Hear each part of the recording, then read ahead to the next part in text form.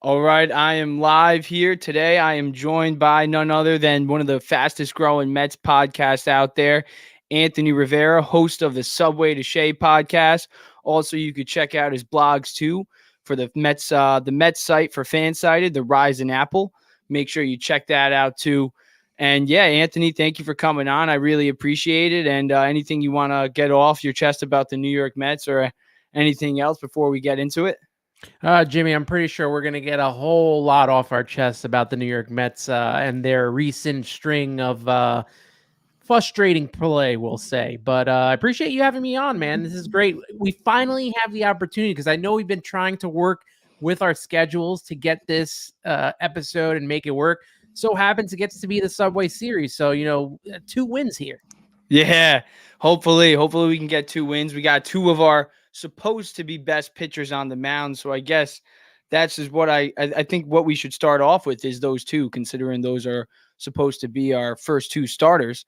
So Max Scherzer and Justin Verlander, we brought them here to be aces. Obviously, Mets fans have been very upset with them to start this season so far. So, what do you make of those two, and what do they need to do to kind of get Mets fans feeling a little bit less eager about them against the Yankees? I know this might be a lot, but I'm expecting them to win both games. You have a Yankee team that does not have Aaron Judge on it. He's most of the offense. He supplies most of the offense. And we saw that over the weekend against the Red Sox as well as against the White Sox when they lost both series. And I think they went 2-4. So, I'm expecting them to win both the games. I know the second game is going to be a lot harder because they had Garrett Cole going on the mound for them. But I expect Verlander to pitch very well. Like this is what he's here for, right? He's here to pitch very well for this team. He hasn't really done it yet. I do have a little more wiggle room for Max Scherzer since he had a pretty solid year last year. Obviously, the end of the season did not go well for him, and he's kind of off to a rocky start. But if you look at him, right, he kind of was injured for a little bit. He came back. Then he had the suspension and he was out for like a week or two. And then he came back and it finally felt like he was stringing along some good performances, even in Atlanta, where he kind of got undone by, little tiny, blooper hits and infield singles. But besides that, he has been pretty decent to me. So he's got to set the tone on Tuesday. I'll be there in the at Citi Field. So I hoping for him to set the tone, get things going, get this team a win, and then hand it off to Verlander, where he'll have the tough task of taking on probably what looks like to be the Cy Young in the American League so far in Garrett Cole. Yeah, undefeated so far, 7-0. He has, as I just said, yet to be beat. He's had a few shaky starts, but Yankees offense luckily has bailed him out. I should say Aaron Judge. But like you said, I expect them to win both too. With Aaron Judge being out, the Yankees are 8-10 without him. They score less than 4 runs a game without him. So hopefully, the Mets can get on their pitching. I'm not too sure about Garrett Cole, but Severino, a guy who's been struggling since he's been off the IL. So hopefully the Mets bats can get going because we really need them to be. And speaking of bats, I think it's a good time to bring up Francisco Lindor, who's had a lot of success off of the New York Yankees. You see it right there, 315 batting average and 10 home runs, including his time in Cleveland. But we all know, his first Subway Series, what he did. That picture right there is from that first Subway Series when he flexed on him after the two big home runs. So obviously he has kind of not met expectations for a lot of Mets fans, including myself. But with the success he has had against the Yankees, what do you think we can expect from Lindor? Can we expect him to get things going?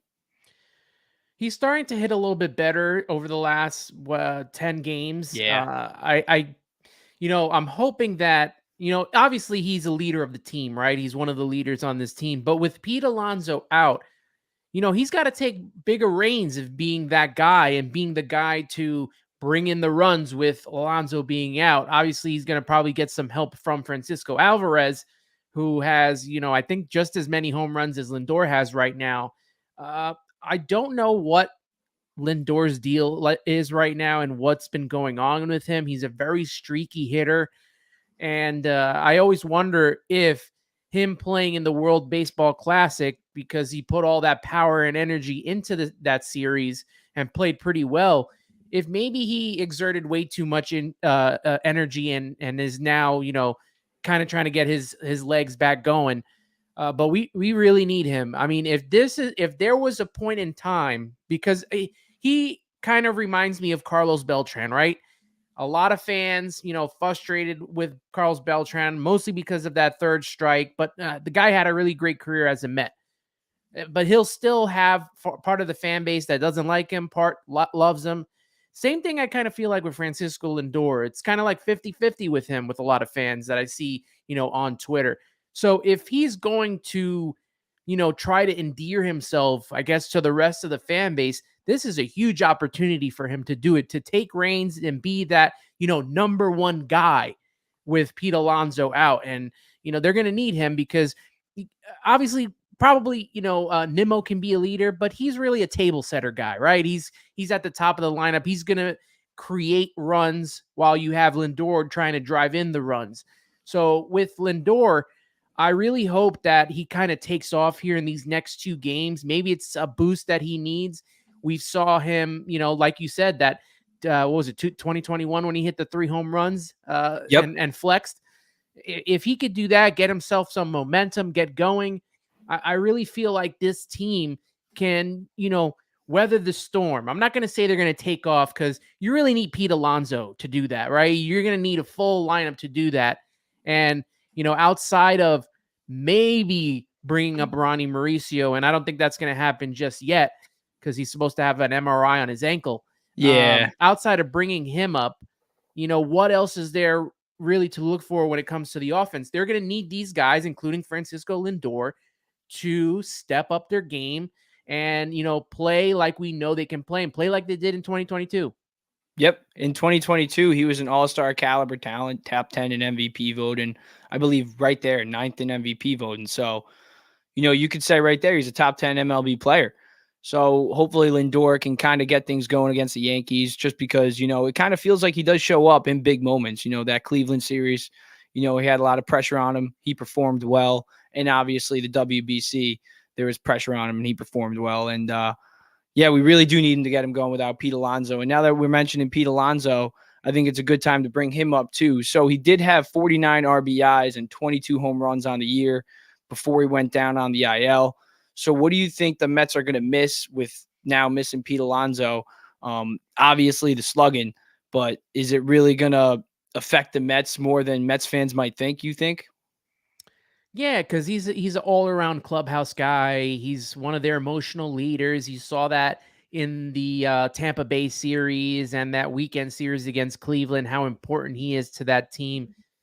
There's a balance with the whole team when you got Pete, Lindor, Nimmo is in on it, the kids are in on it, and if you can all get them going, this is a totally different team. Without Pete, it's kind of tough. Obviously, Francisco Alvarez probably can pick up the offense that, we're losing from Alonso. But, when those guys were running, it was really just Lindor and Alonso. Losing Alonso and losing that, second, third person in there, it's really tough. It's going to be a tough couple of days. Maybe we might see some, low scoring affair in this Subway series this year. Yeah, definitely. Without the two big sluggers, Judge and Alonso, I agree. I think the offense is definitely going to be lacking. And, the Mets have been struggling, obviously, with Alonso, but now without Alonso, I think it should be alarming Mets fans a little bit more than we're actually alarmed. But it's definitely going to be interesting to see. But one of the guys outside of Lindor that Mets fans are going to be looking at to pick up slack while he's out is rookie catcher, but an all-star possibly, Francisco Alvarez, now tied for first in home runs in the National League with 12, right up there with Sean Murphy of the Atlanta Braves, an 850 OPS. This guy is really exciting fans. So what do you think he has been providing, and what do you think he's just done so well, and why is he finding so much success so early on? Yeah, he's the number one prospect we all thought he was going to be, right? Of Yep. all of MLB last year, and he's showing it this year. It took him a while, but he's a slow starter. We know that it takes him a while to get started, and he has taken off. Not only has he got 12 home runs, I got to say about maybe half of those are big home runs, Yeah, big they fly time, off the bat. 3-run home runs, game-changing home runs from Francisco Alvarez, and that's very important. It's easy to see some guys hit home runs with a huge lead or down by a lot, but this guy just comes to play every time. He's gotten better defensively, which was very important, not only for him, but something Buck Showalter wanted to see, right? Buck Showalter wanted Francisco Lindor more to work on his defense. And he's shown to be that guy. He could get a little too flashy sometimes and, get throw happy, trying to throw someone out at first or third and miss the throw. But besides that, he's been very solid behind the plate. I love his pitch framing. He steals a lot of strikes we've seen. And, the power's there. If we could get that average up a little bit, get him hit a little better, then I think it's, all systems go for Francisco Alvarez. Yeah, and then so I think one of the most exciting things on everybody's mind right now is, do you think he should be an NL All-Star with what he's done so far? Yeah, he's what, fourth right now? I think I saw at the latest Yeah, ballot. they just I came think the out Mets today, I posted think. it that he's fourth in catchers right now. He's slowly climbing. If he keeps hitting home runs, at some point, if he hits about 5, 6 more home runs before voting ends, it quite possibly could be him at the Yeah. All-Star game. He has the possibility of hitting 30 plus home runs in his rookie year. And when you think about that, that's, I think, I mean, the last big rookie season I think the Mets fans have seen was maybe Jacob deGrom was the biggest one when he won that rookie of the year in 2014. But outside of that, I can't really think of one like Francisco Alvarez is doing right now. What No, he is doing is sensational. and we haven't had a catcher, a legit catcher, since Mike Piazza. Hmm. Even you can count Paul Duca in that. Once Paul Duca left in 2000, I think it was 8. That was his final season. No, 2007 was his final season. 2008, I think they went with Brian Schneider or something like that. But ever since LaDuca left, they've really not had a good catcher. I mean, Travis d'Arnaud had the possibility of being a really good catcher. He didn't work here. You see him working well with the Atlanta Braves, so he's got the talent there. But they have not really had a solid backstop in a very, very long time, and especially with this kid and the power that he has, reminiscent of the Mike Piazza days, is something that I look forward to. And, hopefully he does get to the All-Star game. Maybe he does win Rookie of the Year, but you also got guys like Corbin Carroll who've been playing really well, especially down there in Arizona. So it's going to be tough, but who knows if he hits the big enough home runs, if he somehow helps this team get to the postseason, could possibly be the Rookie of the Year. Yeah, it would be great. I mean, that would be something that Mets fans would want if this season doesn't go well. And with that being said, a little side question: with Kevin Parada being a top 25 prospect in baseball and having a pretty good year down in the minors right now, you think we could possibly, or the Mets should actually possibly use him as trade bait for another piece that could really help this team at the big league level? The Mets are, as much as they have some good prospects down there, they don't have a full, complete roster of good prospects yet. I Yeah, don't know if I want to trade Parada at this point in time. Uh, Obviously, if it was an Ohtani deal, I maybe do that, but you'd have to sign and trade Ohtani. I'm not just giving up prospects to have him yeah, for a second half of the season like they did with Baez. They need to make sure that these trades are worth it. And, you know, with the rumors that David Stern might be coming in here, I don't know if I really want Billy Epler making any drastic moves just to make the postseason this year. I don't know if I want him to be in charge of that because I don't want him making any big mistakes. We saw last postseason, it was a little bit tough to last trade deadline. It was a little bit tough to bring in pieces here. And it's going to be the same thing this year with this new playoff format. More teams are in it till the trade deadline. So if you're going to pry away some of these players, you got to give up big prospects. And I don't know if the Mets have enough yet to pull off any big trades. Like they really need to start working on getting some good young pitching in here, so we don't have to rely on bringing in Verlanders and Scherzers for $80 million a year. And I see that they just promoted Mike Vasile to AAA. So that could be a possibility. He might be coming up this year. I think Mike Mayer said that 2023 was the time he would be coming up. So these prospects, I don't know if I just want to get rid of them yet. Outside of an Otani deal, and they'd have to sign and trade him. There's no person I think that I would want to bring in here and trade for like a Parada or any of those guys that are still developing right now. Yeah, 100%. I see what you say, but we got a comment too from Hector. Hector, yeah, Yeah, let's see. I understand that Pete is a big piece. However, if this team can't play well without him, then maybe we were never that good. it's true, Yeah, right? that I is. mean, he's not wrong. Obviously, Pete is a huge part of this offense. Um, Same thing goes with the Yankees, right? They live and die off of Aaron Judge. But the Mets, I feel like, do have a lot more better pieces around Pete. They just have not been playing well. I mean, look at what we've gotten from, and now he's starting to play well. Canna did not play well to start the season. Pham didn't play well to start the season. And now that the two of those are kind of platooning and getting some part-time play off each other, now they're playing better. I always thought that Canna was a platoon player, and he should have been platooning with Pham to begin with. So it seems like it's working now. They haven't really put this this lineup together, I think, to succeed. You look at every time they've played Daniel Vogelback, right? In a big time role, trying to drive in runs. He's not that type of player. He's a guy that's going to get on base. Where do I want him? I want him batting ninth. If he's going to draw walks and you have Mark Canna, you have Daniel Vogelback, 8-9, and then you have, Brandon Nimmo, those guys are going to work the pitcher. They're going to work the count. You want that. If you put Vogelback up at, 5 or 6, you're wasting a spot there because as we've seen and we saw it in the Braves series, the dude either walks or he strikes out. He has maybe 2 or 3 hits over the last month. That's not good. So yeah, these guys, Hector is right. If these guys can't play well, maybe they never were that good. Yeah, I agree Not right wrong. there with both of you. Hector, shout out Hector too. Blunt thoughts. Almost after pregame, every pregame and every postgame, he's got a video. Even on the off days too. So make sure you go check out his Twitter over there. If you haven't already. But yeah, so the New York Mets though, Buck Showalter is obviously another big problem for fans.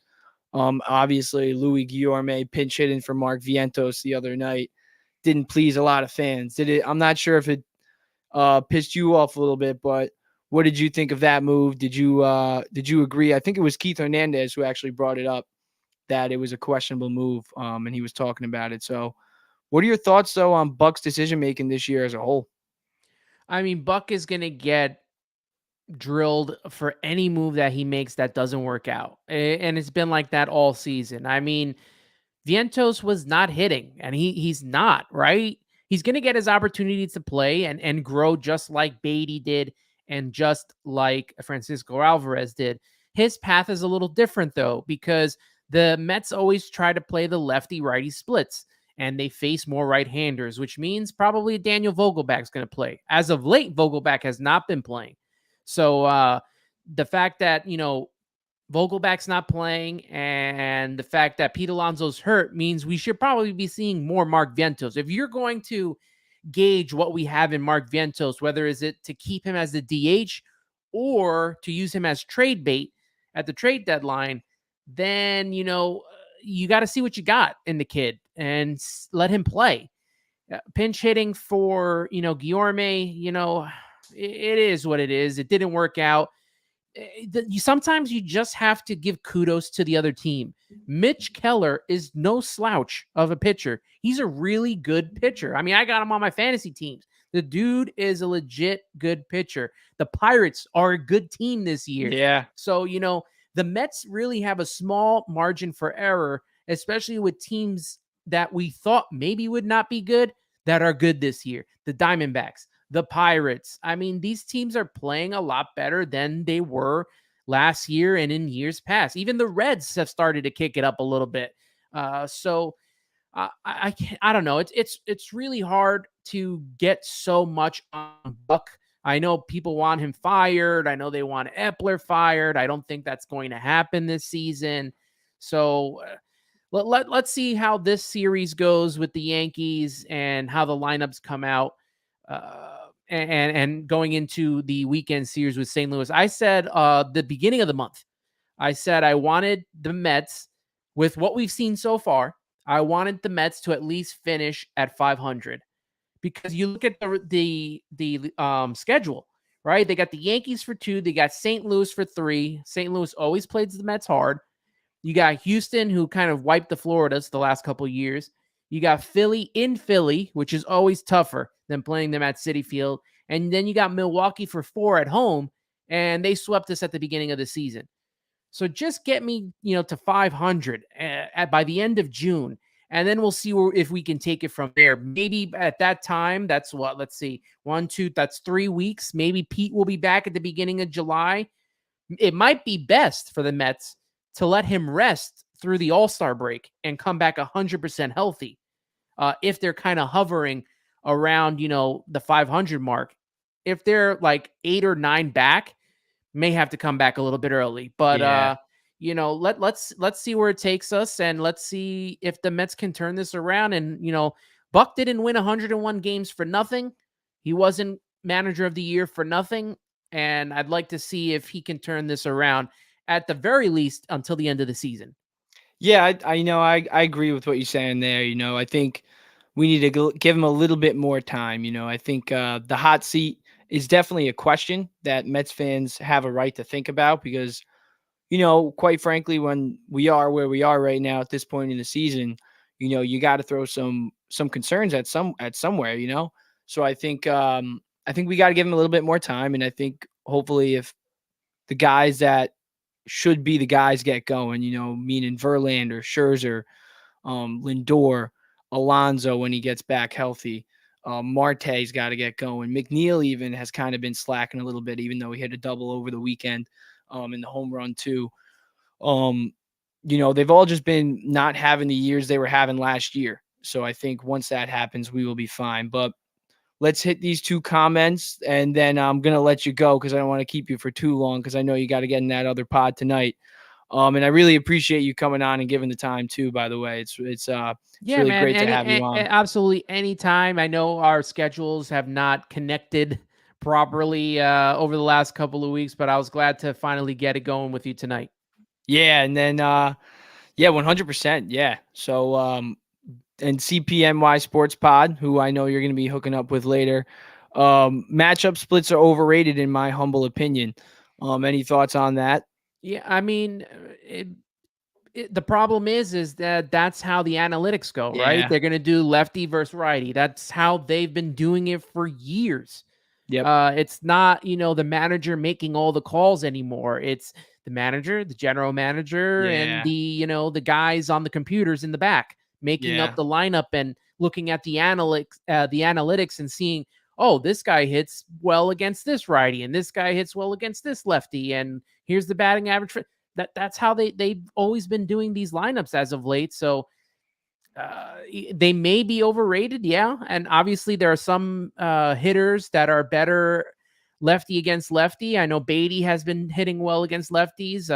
McNeil for a while was hitting well against lefties, and then you got pitchers like David Robertson who could pitch against a lefty. So, I mean, we know and we see it, but it doesn't always work out that way.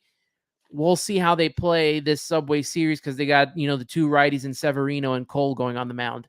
Yeah, hopefully we can beat up on Severino that game because Cole, I'm not really too confident in. And it's not because I think low of the Mets offense. And even I probably should because of what they've done so far at this point in the season. But Cole, we were talking about a little bit earlier. He has been at this point in the season the AL Cy Young winner, 7-0, undefeated. Yeah. So But what is there to be confident in right now? What yeah, have the Mets shown us to yeah, be confident in right now? There's not been a lot. I mean, they started off this stretch in June 2-8, yep, pitching ERA over 5. There's yeah, no consistency. There's no balance. When the pitching is good, the hitting stinks. When the hitting is good, the pitching stinks. Doesn't seem to be a sense of urgency either. And every game we lose, the next game counts even more. yep. It does 100%. And every game is really starting to matter now that we're 9.5 games back of first place, 31 and 35. And then Hector with another comment. The thing is, Buck, is that none of these players are picking him up. It's as if every move he makes this season, the player fails. That goes for bullpen moves, lineup, and pinch hitting. Speaking of bullpen, thank God Tommy Hunter's gone. To add, this doesn't mean Buck has been perfect, but it's tough to make the right move when the guys don't come through. 100%. He's running out of options, I feel. Ant, you got anything on that? No, Hector's 100% right. I mean, as much as you want to blame or put blame on Buck Showalter, you have to realize that he's trying to put these guys in positions where they can become legit contributors on this roster, because some of them probably shouldn't have been on this roster to begin with. Daniel Vogelback's leash has been way too long. You Mm-hmm. just mentioned Tommy Hunter. He's what, more of a triple A. You bring him up maybe for one or two appearance starts. He's been pitching almost every day. Dominic Leone every day. Jeff Brigham every day. A person that needs to step up, Drew Smith. He Yep. hasn't been doing well, and he's supposed to take the next step. He's supposed to be the setup man at some point, and he hasn't shown any of that. So Hector's 100% right. Buck is putting these guys into play and to see if they can do well, and they keep failing on their own. I mean, he can't hit for them. He can't pitch for them. These guys have to step up and play well. Yeah, I agree with you there. He's not the one swinging the bat. He's not the one going up to the plate. He's not the one throwing the ball. It's Max Scherzer. It's Justin Verlander. I mean, when you look at the ERA of this pitching staff this year, it's at the bottom, I think, bottom five in the league right now. So we're at the lowest of low when you talk about our pitching right now. And the hitting obviously has stunk, and it's always inconsistent, I feel like, every season. But the pitching is what was supposed to be the strength, and it definitely hasn't been. And when that happens as a manager, I think it leaves you where you're just, who do I even put in at what point? Because when your pitching staff can't get you into the sixth inning consistently, it's gonna get rough. So I do think we got to give Buck a little bit more of a leash too. So with that being said, the last thing I want to ask you, you think we're a playoff team this year? As of right now, they don't look like a playoff team. They could turn it around. They have the names to turn it around. On paper, this team should be a playoff team, but they haven't shown that on the field. But I do feel like if any of these guys are going to turn it around, right? A Verlander could string off 8 or 9 wins. Scherzer could do the same thing. Lindor could go back to his 2022 form, right? We haven't even seen the best of Starling Marte yet. Like, Mm-hmm. when is that coming? Yep. He's a big part of why this offense has pretty much been, abysmal.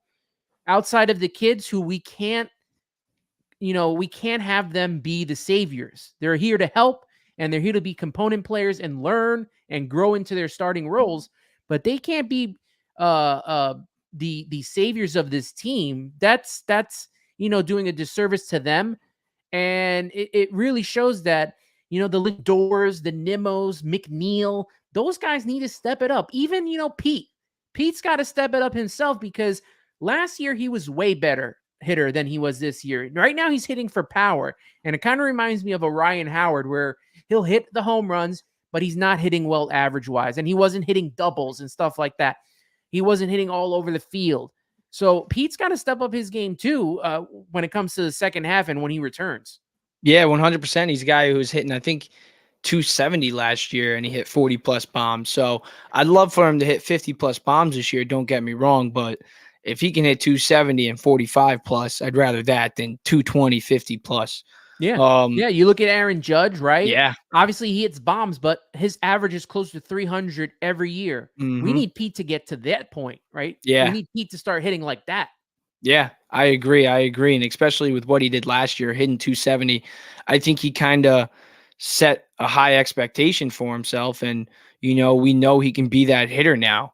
And, he's an all star. That's what he is. He's one of the best first basemen in the MLB. And once he gets back, he really needs to get things going, because when he's hitting under 230, that's really not what you want. That's what you expect from a guy like Joey Gallo a couple years ago, or a Kyle Schwarber.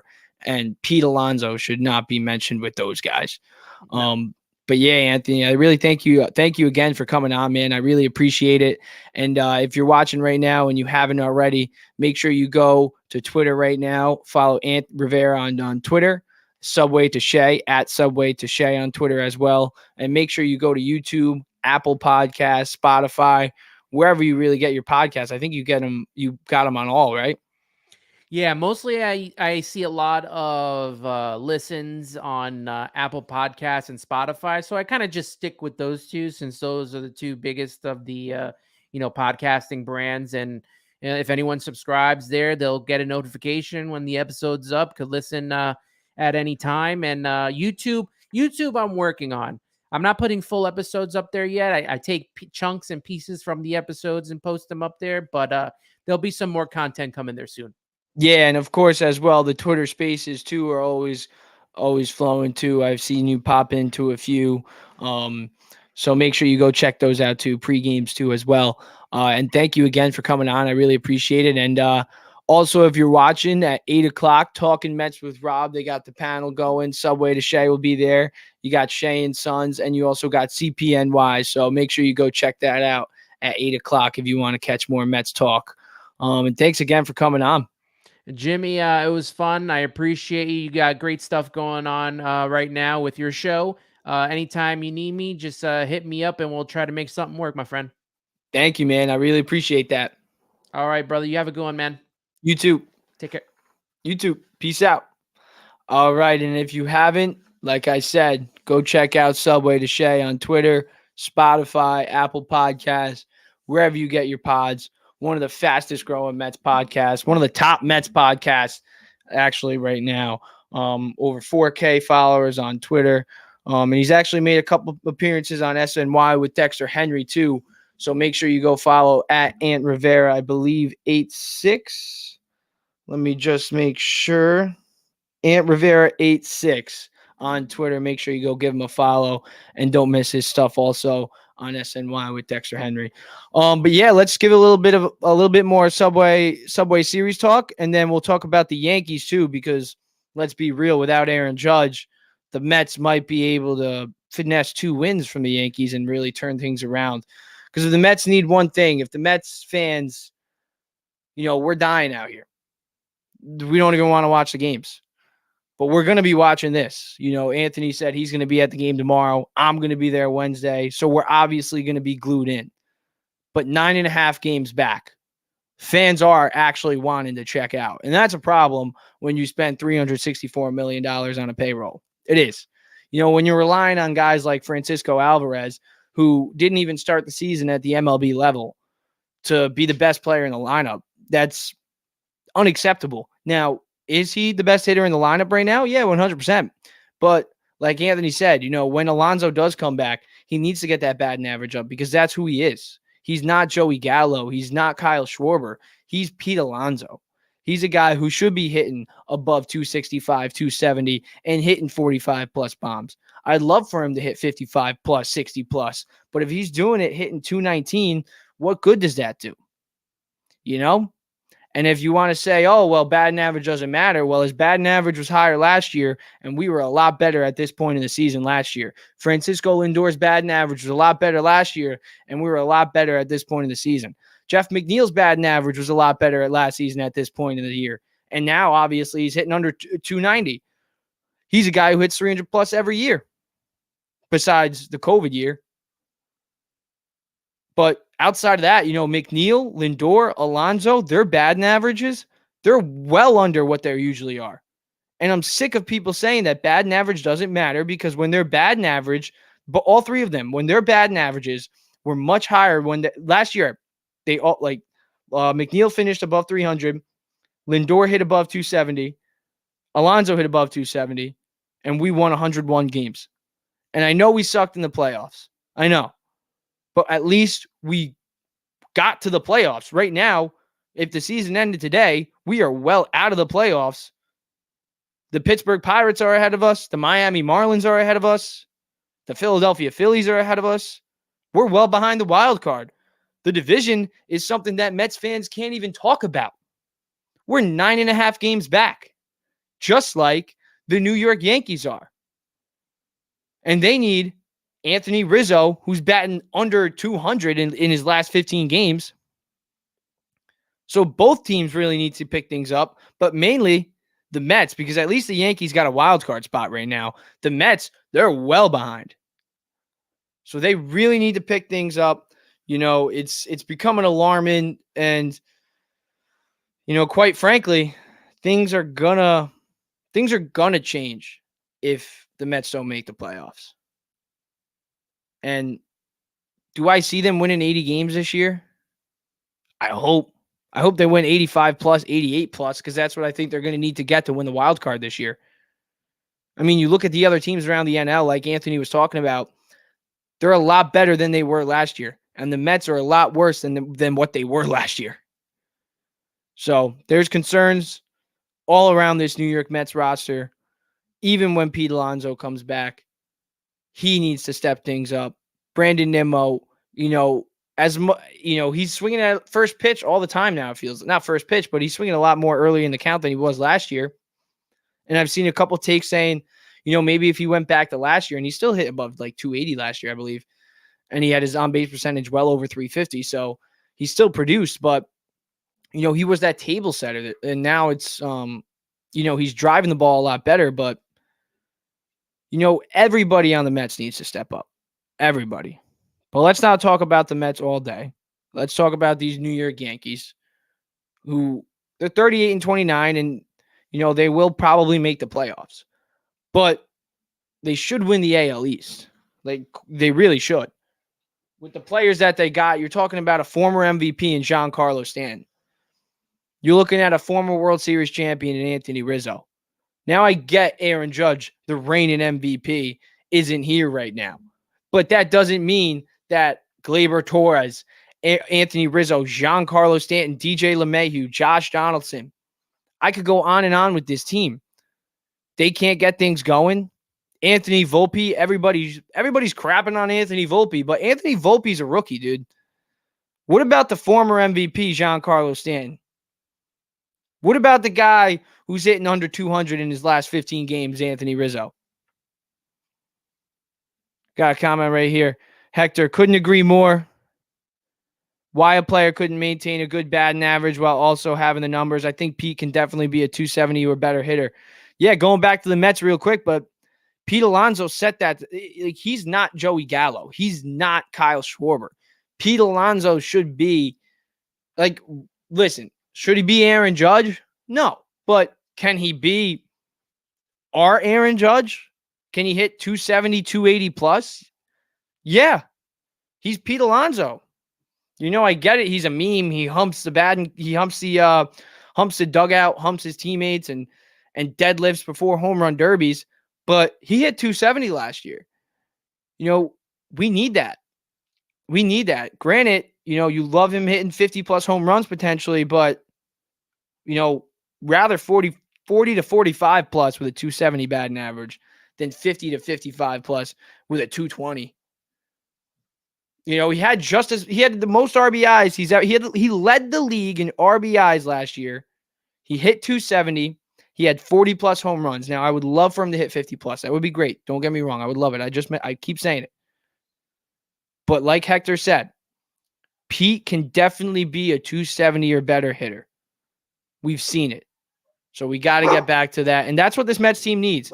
Because I mentioned it before, as much as everybody says, with my dog barking right now, as much as batting average doesn't matter, when you look at these three guys, Pete Alonso, Jeff McNeil, and Francisco Lindor, all three of their batting averages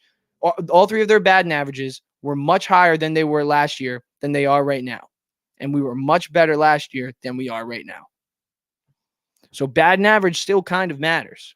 And look at the Tampa Bay Rays batting average. So, but back to the Yankees. You look at them this year, Aaron Judge, they're 8-10.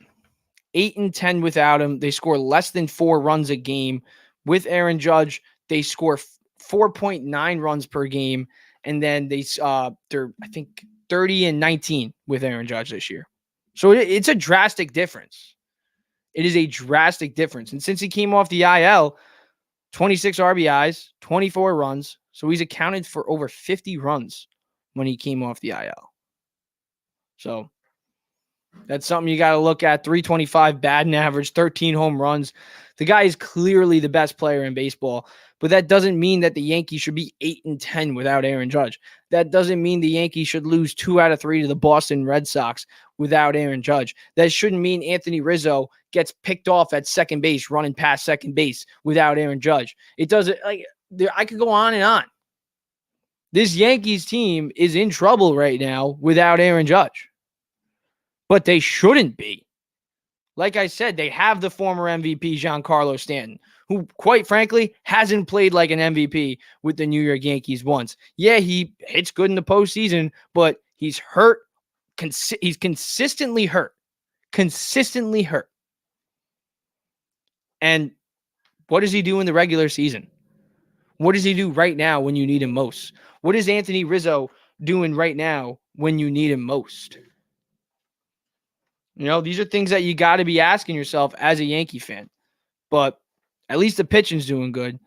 The pitching is doing well. But before we do talk about the pitching, Domingo Germán, I think with a 2.20 ERA in his last 7 starts. Garrett Cole, 7-0, undefeated. And he's pitching Wednesday night. And then you got Luis Severino going up against Max Scherzer tomorrow night. And Severino had his first two starts back were actually decent. But since then, it's been slow for him. It really has been slow for him. But let's get into the guys who are slumping outside of Giancarlo Stanton. Anthony Rizzo, 169 batting average in his last 15 games, getting picked off second base. Like, that can't happen, especially when you're a former World Series champion. You're making $20+ million. You know, you were having the best start of he's had the best start of his entire career before this. And then Judge goes down and he basically wets the bed. He sucks right now. He sucks. And you need him. But it's not just him. You got to look at Giancarlo Stanton. And the Yankees, Brian Cashman, I mean, it all stems up. Like I was talking about last week, how all the problems with the Mets, they tree up all the way up to Billy Epler. Same thing with the Yankees. They all go up to Brian Cashman. Why did you call up Anthony Volpe after playing only 22 games in AAA? And then hype him up like he's the next Derek Jeter. And now he's hitting 186 with a 260 on-base percentage, struck out 77 times in 67 games. Anthony Volpe, I think everybody can now say it, just wasn't ready. And I thought potentially he could be ready. I bought into the hype. Because, well, quite frankly, the Yankees were hyping him up like he was the next Derek Jeter. Oh, the hometown kid. He's the next Derek Jeter. He's going to be better than Francisco Lindor. That's what I was hearing. That's really what people were Yankees fans told me that Anthony, and I get on Francisco Lindor, but you really mean to tell me that this guy is going to be better than a 4-time All-Star, a guy who finished 9th in MVP voting last year? Yeah. No, sorry. I think Anthony Volpe needs to go back down. And you saw Jared Kelenic. It happened with him. He went back down a couple times. So it doesn't really, former New York Met prospect, Jared Kelenic. But, I think you really need to, I think the Yankees really need to consider moving this guy back down. You know, he's played more MLB games than AAA games. There's no knock on him. It's no knock. He's 21 years old. He's still got more than enough time to turn into the shortstop that Yankees fans want him to become. Just right now, you are ruining. I'm not sure if you're ruining his confidence, but it's got to be affecting him a little bit when people are calling for you to go back down and you're just 21 years old and you look at your stats and you're seeing 186 on the scoreboard. Your OPS is below 650. Struck out 77 times in 67 games. He's barely making contact. You could potentially kill this kid's confidence. So I think you got to send him back down to AAA. Let him get things going. And once he gets things going, just call him right back up. Now you can look at the other options. The other options for the Yankees. You can go with IFK, who's batting above 250, above 240 this year. Let me get it right here. Where is it? Yeah. So I mean, you got IFK. He's got 5 hits in his last 5 games. He's hitting 243 right now. He's got a terrible arm though, so I wouldn't really go with him. I would look at Oswald Peraza though.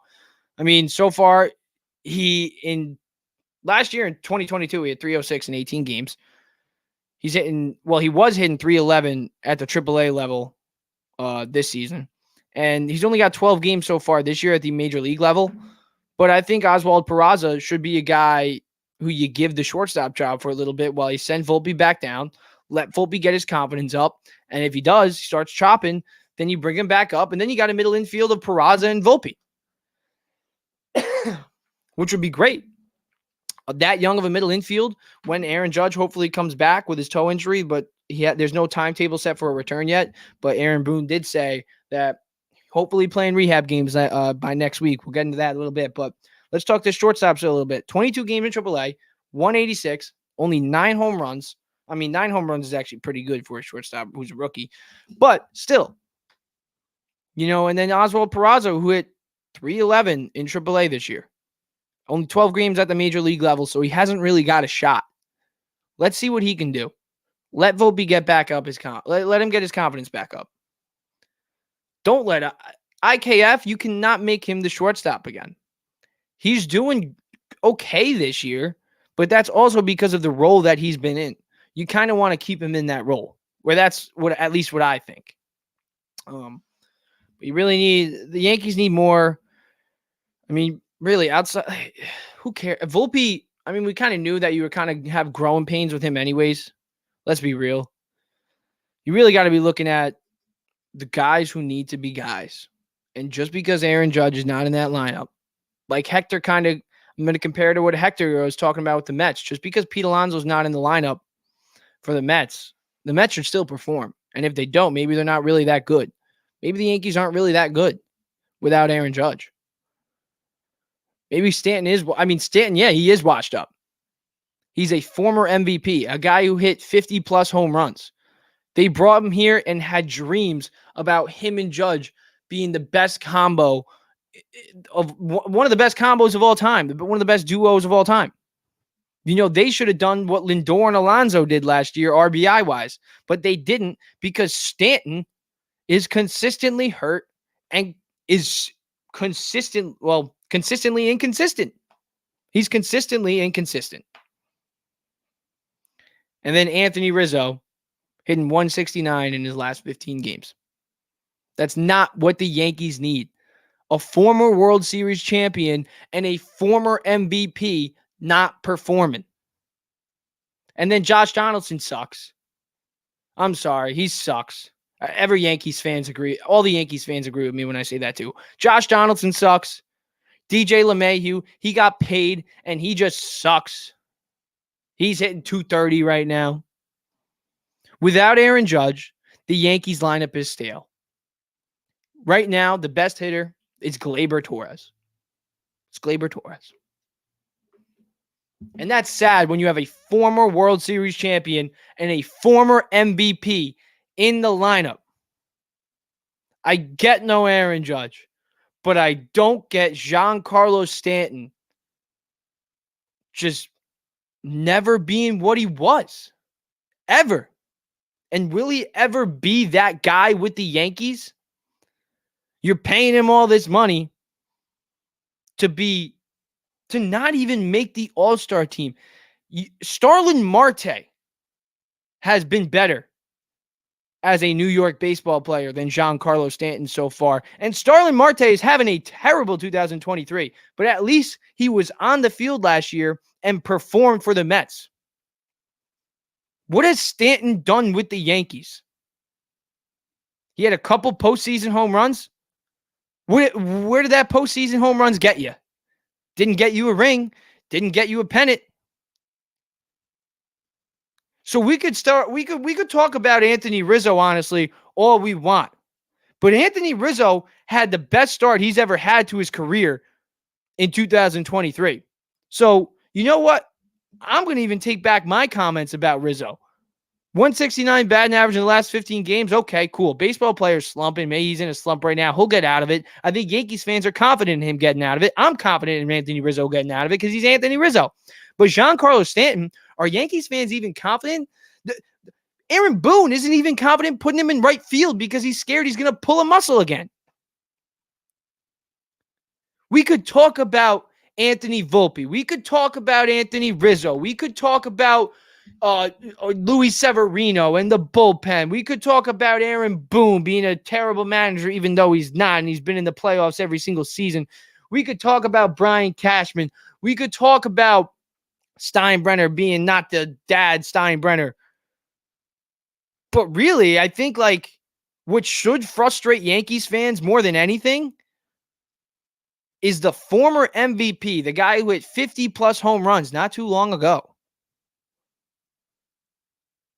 being consistently inconsistent. I think that's the best way to put it. He's not even average. He's below average. He's never on the field. He never comes up in the big spots in the regular season, partially because he's never on the field.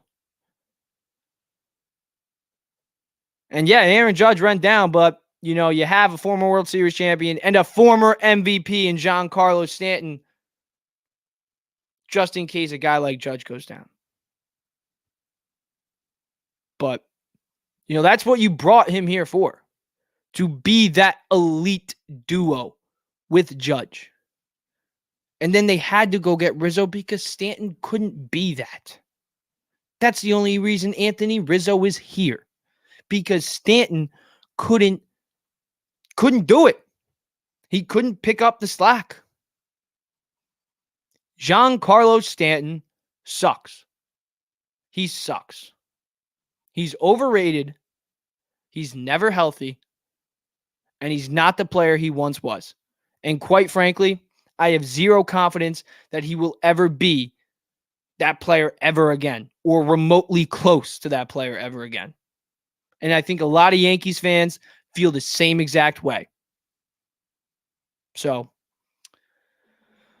but it is going to be a fun series. Let's talk about my top 5 things to look for in this series. Real quick. My top 5 things to look for in this Subway series. Let's talk about it. Number 5, Anthony Volpe. Why? Well, like I said, everybody's going to be looking at him with the 186 batting average and the talk about him potentially going down. So everyone is going to be looking at Volpe. Number 4, I'm looking at Francisco Lindor, and not because he's sucked. It's because he's been amazing against the New York Yankees. He's been maybe the Yankee killer. And I would love for Francisco Lindor to own that term, the Yankee killer. So that would be pretty cool if Francisco Lindor can have a big Subway series again and flex on him while he's rounding the bases, because 10 home runs and a 315 batting average in his career versus the New York Yankees. Hopefully the Yankee killer can keep that name. Anthony Rizzo, I was just talking about him. I'm looking at him, but I'm also going to add Giancarlo.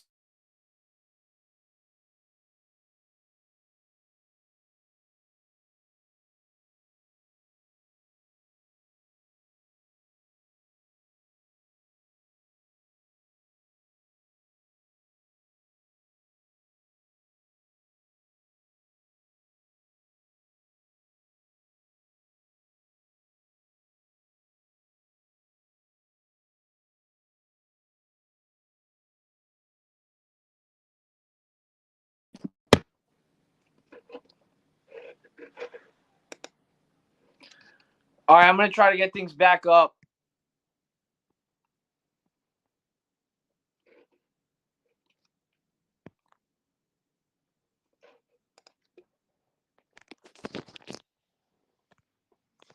All right, I'm not sure if you guys can hear me. I'm going to try to get things back up. I just lost Wi-Fi, but so I'm on my phone right now connected to LTE. So yeah, let me keep going over. So number 5 was Anthony Volpe. That's what I'm looking at. Number 4, Francisco Lindor, because he's the Yankee killer. Number 3 was Anthony Rizzo, and now also Giancarlo Stanton, because Jesus, now my Wi-Fi is going back in. But yeah, I'm also looking at Giancarlo Stanton because, quite frankly, he's a guy who's a former MVP, 50 plus home runs, and I was just raging about it. He needs to really get things going. Number 2, I'm looking at Buck Showalter. When you pinch hit Louis Guillorme for Mark Vientos, I get it, the matchups and the analytics, but at the same time, I also do understand the other side of the argument where maybe Vientos has the potential to tie up the game with the pop that he could potentially provide. So, Buck Showalter, I'm looking at him, especially since May 1st. We're 16 and 23. And then first, I'm looking at the number one thing I'm watching is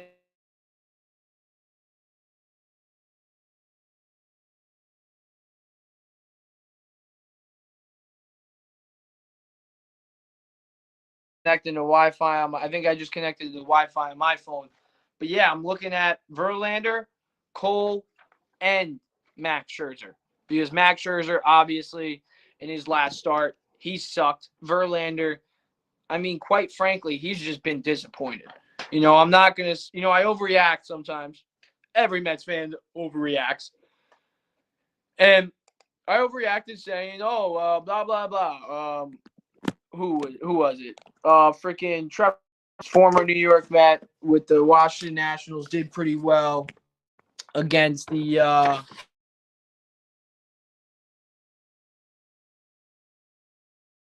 Verlander's a guy potentially get you 10 wins in a row out of nowhere.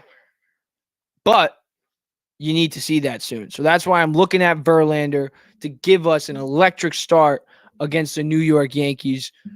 And I'm also looking at Max Scherzer to give us an electric start versus the New York Yankees. And I'm looking at Garrett Cole because in his last 8 starts, he's had over a 4 ERA, I think a 4.40. So I'm looking at Garrett Cole because he is 7-0, but he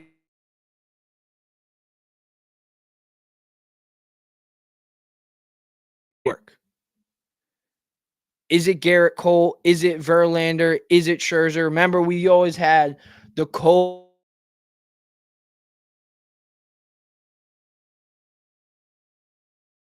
season last year. I'm not sure if I keep losing you guys, but Cole had the big postseason last year. And then, we, like I said, we always have that debate, Cole versus DeGrom, and now it started to edge over for Cole because Cole's availability was just that much better. But DeGrom, we knew when he was healthy, he was undoubtedly the best pitcher in New York. But now we bring in Verlander and Scherzer, the Mets, and we're like, oh, well, we're right back there. We still have the better 2 pitchers than Garrett Cole. Verlander won a Cy Young last year. Yeah, but Garrett Cole's undefeated this year, and Verlander has done squat. And Scherzer, what has he done as a New York Met?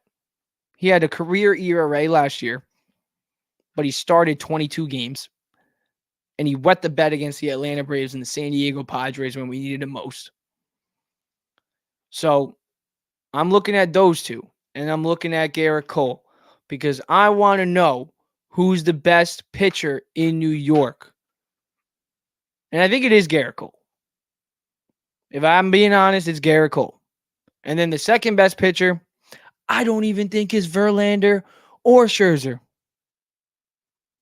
And no, it's not David Robertson. I'm not talking about relievers. I'm talking starters. Because I think the best pitcher in New York right now is David Robertson. But the second best starter, the best Mets starter, I think everybody knows where I'm going with this. It's Kodai Senga. I mean, yeah, he's been inconsistent here and there, but he's 6-3 with a 3.3 ERA. Kodai has been the best pitcher for the Mets this year.